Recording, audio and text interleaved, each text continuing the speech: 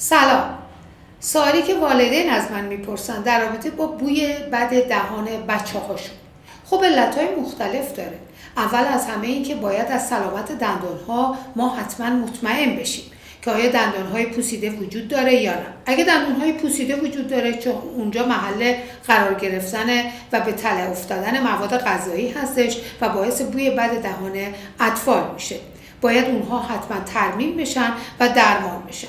علت دیگه‌ای که میتونه بوی بد دهان اطفال داشته باشه لوزه هستش. لوزه های بزرگ و متورم باعث بوی بد دهان میشه. اون رو هم باید حتما بررسی بکنیم.